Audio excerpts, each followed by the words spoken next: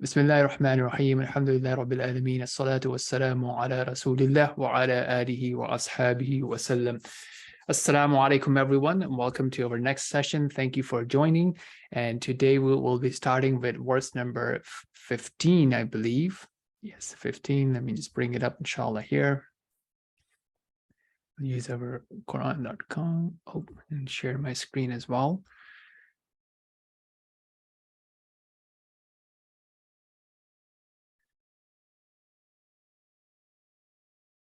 All right.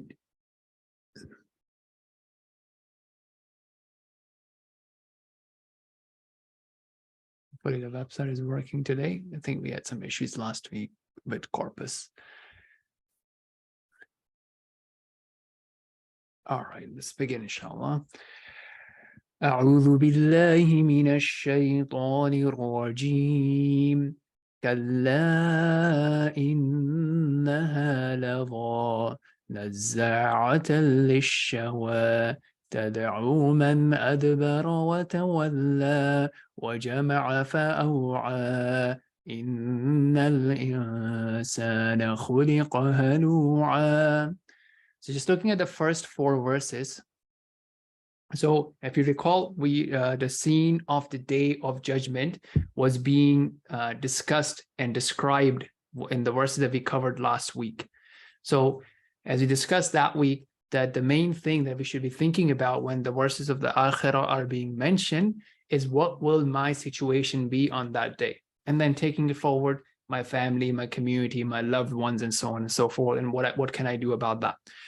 Because, most of the time we are concerned about our own well-being or the well-being of our family members from the perspective of this world. And we tend to forget about the big day, the greatest day, the day when we will meet Allah subhanahu wa ta'ala and we will be held accountable.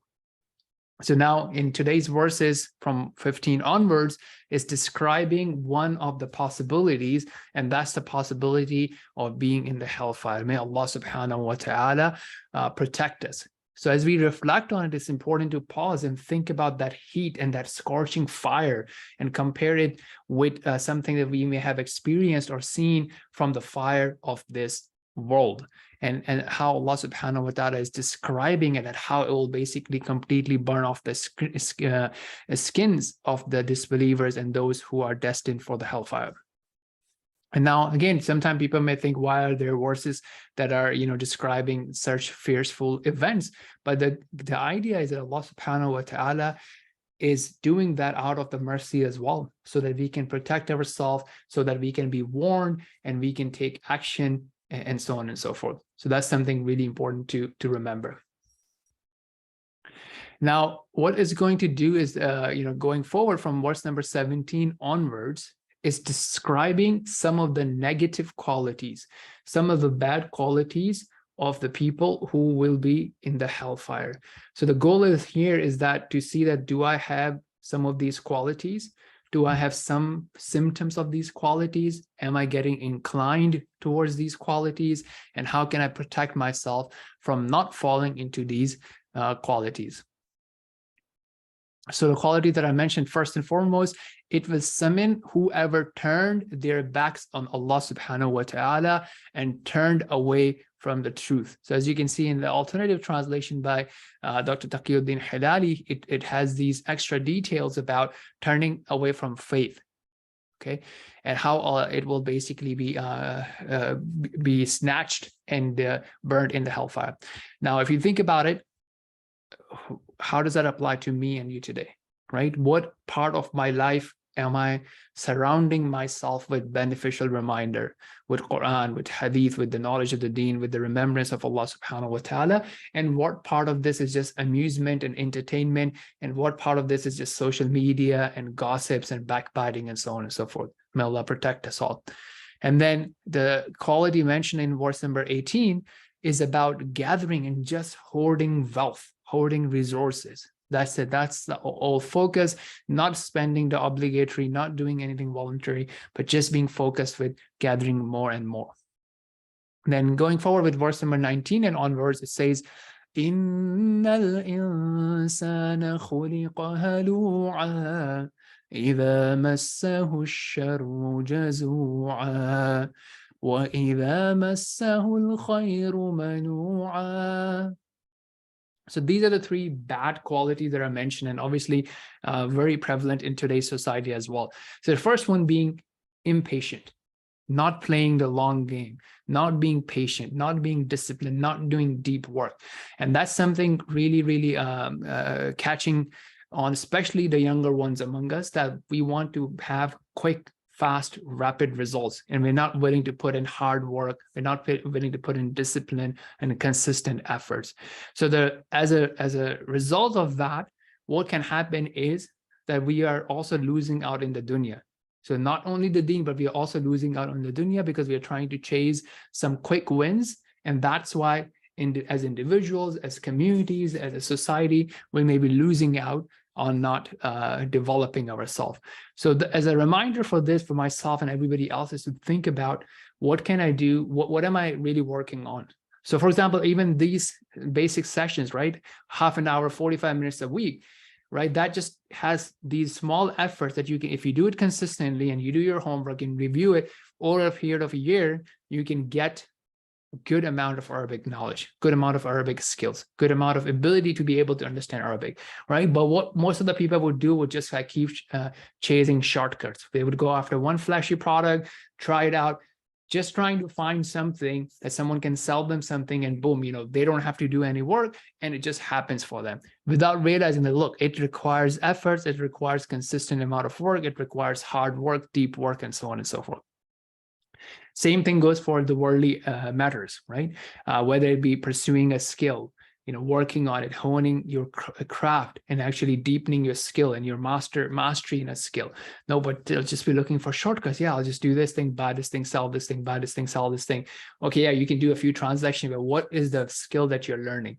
What's the value that you're going for? So really pausing and thinking about, what is the deep work that I'm doing today that I can, reap fruits for in the 5 years, 10 years, or even a year? What's my long-term plan, and why am I not being consistent with that? The other thing being, something happens, one bad, you can't even say it's a bad thing. One painful thing happens to someone, and that's it. Then they start crying and, complaining, and this always happens to me. Why does this happen to me? I'm so good. I'm doing this and that, and this is happening to me. That sort of mentality, right? Complaining, right? And not appreciating everything else that Allah subhanahu wa ta'ala has given us. Another thing I would also like to actually add from a timeline perspective. So then you also have this other extreme who are focused on their dunya, and they're working for the dunya and so on and so forth. But then all their efforts and consistency is about the matters of this world. So when it comes to the matters of this world, studies, doctorate, business, investment, they can play the long game. But then they don't have the time to stop and spend time in salah. Oh, I don't feel like it. Right? I don't feel good when I pray. I don't feel good when I fast. I don't feel good when I, read Quran. So, well, okay, so you don't feel good today. Are you willing to put in that effort and that consistency to change your relationship with Salah and with Quran and what have you? So that's another thing. But people may not be willing to do that. Again, just being impatient. And then the third thing is that when Allah subhanahu wa ta'ala grants us some ease, some blessings, some resources, then what do we do about it? Okay, are we willing to share it with others? Are we willing to realize and acknowledge that credit belongs to Allah subhanahu wa ta'ala? Or are we going to say, oh, as there's a meme going around, and last but not least, I thank myself. Right? That sort of mentality, even though it's a funny thing, but that's the mentality that many people are walking with, to just give all the credit to themselves, not being willing to share, and not being willing to pause and fix their relationship with Allah subhanahu wa ta'ala, paying their dues, living within the bounds of Allah subhanahu wa ta'ala, and so on and so forth. So let's take a few more things now. On the contrary, if you have these qualities that are going to be coming up in verse 22 and onwards, then that's what would protect you from being resurrected and being thrown in hellfire. So the other alternative is to develop these qualities. So verse number 22 says, إلا المصلين الذين هم على صلاتهم دائمون والذين في أموالهم حق معلوم للسائل والمحروم المحروم والذين يصدقون بيوم الدين والذين هم من عذاب ربهم مشفقون إن عذاب ربهم غير مأمون.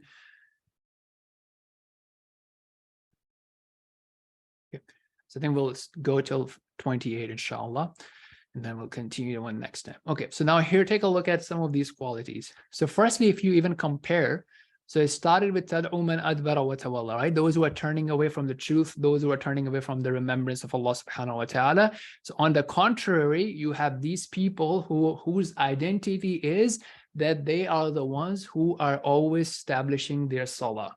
So it's coming. When I think about it, and when I was having a discussion in another podcast as well, this is something that's coming as an identity, the identity of being someone who is a musalli, someone who prays. And why is it important? Think about it. There are many people who walk with different identities. So there's an identity of being an athlete. There's an identity of being an investor. There's an identity of being a savvy businessman.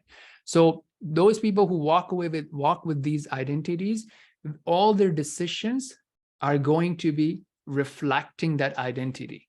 So an athlete, a high-performing sports player, they would make choices about their food, about their drinks, about their workout, about their ethics, about their sleep routine. It will all be tied to that identity of being an athlete. Similarly, someone who identifies and takes this identity of being a musalli, someone who performs salah, someone who is conscious of Allah subhanahu wa ta'ala, who remembers Allah inside and outside of salah, their lifestyle, their mindset, their choices will be totally different. So that's something to focus on.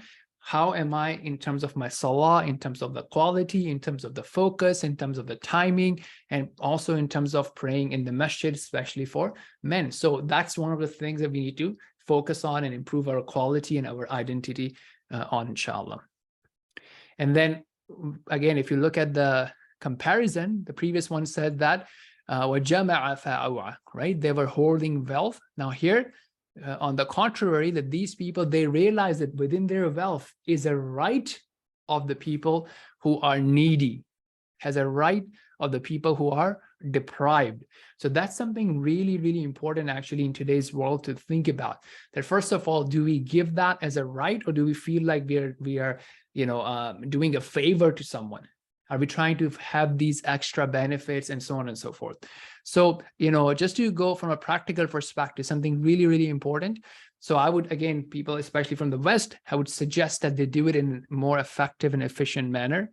And part of that is to utilize the tax benefits that come, especially when you are doing donations via an organization and whatnot. Unless you're doing directly to someone that that's a whole different ballgame. But if you are doing it to unknown people, you're doing it more effectively, there is an argument to do it with organizations, to do it in a tax effective and tax efficient manner, and so on and so forth. And also, paying attention, because at the end of the day, it's your responsibility. So there is a responsibility to do some due diligence. That, okay, because you are giving it to an organization who is now getting it to the beneficiaries on your behalf. So that's part of your responsibility, just like how you would be smart about your investment and you want to put your investment with the right personnel. You want to make sure that you are choosing an organization or a team wisely who will take your donation and do what they're promising that they will get done. So being smart about that is really important. I do see some people, inshallah, they have their reward for their niyyah, but I do see that there are many donors who are not very smart or effective or efficient about their donations. So that's something to definitely think about as well. Okay, continuing on, then it talks about the other area, which is to be certain about the final day, the day of recompense, the day of judgment.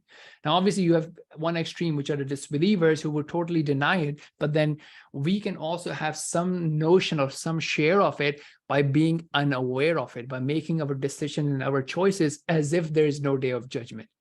Transgressing the law of Allah subhanahu wa ta'ala, transgressing the rights of other human beings, and so on and so forth. So those who are conscious about it, look, this is going to happen. I will be meeting Allah subhanahu wa ta'ala. There is a day of judgment. The more conscious you are about it, the more you will be making better choices and being careful, because you don't want to be held accountable for those choices on the day of judgment. And then 27 and 28 is telling us that, look, they are actually afraid. They don't feel secure that I have some sort of a Jannah card because I have said the Shahada, or because I was born in a certain family, or because I hang out with a certain group of scholars, a certain way of thinking, that I'm protected from the adhab of Allah subhanahu wa ta'ala, that all my actions are accepted. No, they are careful. They are fearful. They don't drop their guard. Okay, when we start feeling secure that, oh, Allah will forgive me, I've done enough, I'm belonging to a certain group, a certain way of thinking, I'm good, right? So that's a very, very dangerous thing to be in. Like, you don't want to be dropping your guard.